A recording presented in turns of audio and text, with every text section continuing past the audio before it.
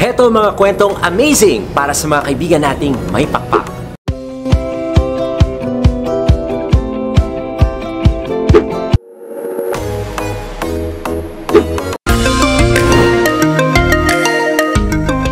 Anyos na lolo, heaven sent nga ba para sa mga depakpak na preso?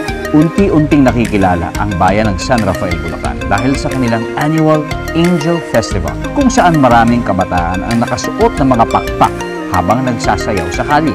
Ito rin ang bayan ng isang lolong minsan ay nag-viral ang kwento dahil nagmabuting loob siya sa mga nilalang na may pakpak. Maliit, makukulay at cute na cute. Sino ba namang di matutuwa sa itinitindang ibon sa mga bangketa? Pero para sa 19-year-old retired accountant na si Bienvenido Gil Mendoza o Lolo Ruben, walang nakakatuwa sa nakakulong na mga ibon. Kawawa yung mga ibon, yung mga inosente yan. Lahat ng ginawa ng Diyos, nirespeto ko. Nang minsan nakakita si Lolo Ruben ng mga ibong binibenta sa isang sidewalk sa San Rafael, pinakyaw niya ang mga ito at inutusan ang tindera na pakawalan ang lahat ng ibon. Maraming netizens ang natuwa at pinusuan ng pamangkin. Hindi ko na binibilang. Basta papakyawin ko na lahat yung ibon niya. Akala nila, loko-loko ko. Magasta ako ng ganon, na marami.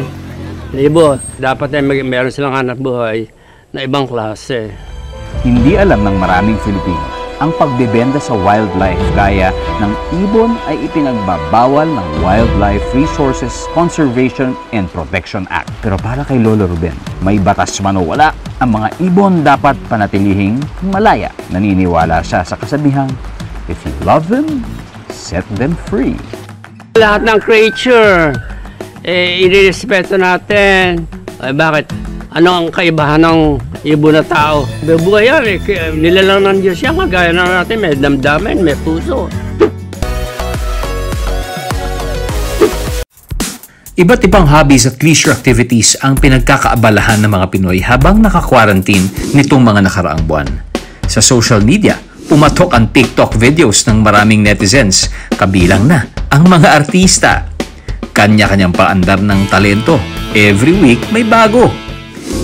Sa taon ding ito, umusbong ang mga plantito at plantitang nahilig sa pag-aalaga ng halaman. Pero si Angelo Sionco ng Mariveles, Bataan, kakaiba ang kinaaliwan.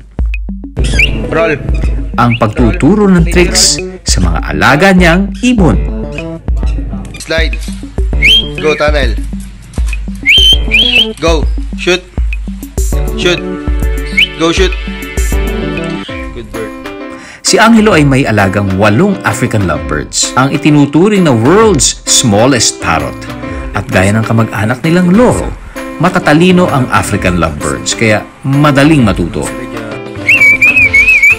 Shoot. Ang mythical team ni Angelo, busy sa pagpapractice para sa slam dunk contest. Pero pag nagkakahumunan, matindi ang bakbakan sa hardcourt. Kumu-crossover. Oh. Wow, takbo. Oy, umikot. Oy, ah! Shoot. Good bird. Dito. Isang taon nang nagtuturo ng bird trick si Angelo. Namana raw niya sa kanyang lolo ang hilig sa pag-aalaga ng ibon. Turn. One more turn. Kung basketball ang sport ng iba, ito namang isa mala-gymnastang forma. May pa-horizontal bar pa si kuya. Roll. Turn. Ang mag-BFF na ito, nag-synchronize pa. O ha? Turn. Okay, Tuesday. Hi ka sa kanila. Hi. Ayon kay Angelo, inaabot lang ng isang araw ang pagtuturo sa madadaling tricks. Pero kung komplikado, tumatagal ito ng isang linggo. Friday. Go. Bang!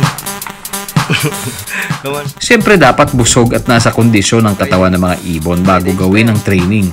Dahil may klase sa araw, sa gabi lang nakakapagturo ng trick si Angelo sa kanyang mga basketballistang may pakpak. Go, Bunny.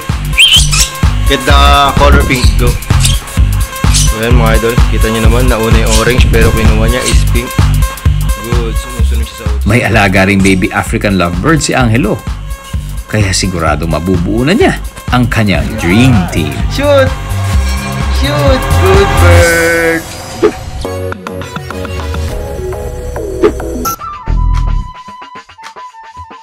Mga ibong bihira makita, binigyan ng matitirhan. Nang pumutok ang balita tungkol sa COVID-19, naging usap-usapan ang pinagmulan nito. At isa sa mga unang nabanggit ay ang paghuli at pagkain ng mga exotic animals na maaaring carrier ng virus, tulad ng paniki. Pero hindi maalis sa iba't ibang kultura, maging sa Pilipinas, ang tradisyon ng pagkain ng exotic food. Sa Palawan, may exotic food na ang sangkap ay hindi paniki, kundi pugad ng ibon. Balin sa sayaw ang tawag sa ibong ito. Swiftlet sa Ingles. Kadalasan sa mga kuweba o matataas na bangin ito namumugad. Ang amazing sa pugad nito, gawa sa mismong laway ng ibon. Pag nabasa ang pugad, nagiging parang gelatin ito. Saktong sangkap sa bird's nest soup. Sinasabing umaabot daw ng 150,000 pesos kada kilo ang bird's nest. Pero marami pa rin ang tumatangkilik dahil meron daw itong anti-aging properties at mabisa ring panlaban sa kanser. Pero hindi lahat interesadong kunin ang mga pugad ng ibon para kainin. Dito sa Tanay Rizal, ang Epic Park may sariling birdhouse para sa mga balin sa sayaw. Dito tayo ngayon sa bahay na bato, dating burigan ng pigs. Ngayon, tiniran siya ng balin sa sayaw. Ngayon, pupunta tayo dito. Bubuksan natin yung pinto para makita niyo yung bahay ng balin sa sayaw. Yan po siya. Ito, parang nagpunta ang isang balin sa sayaw dito, nasorbi niya, tapos nakanyaya siya ng marami.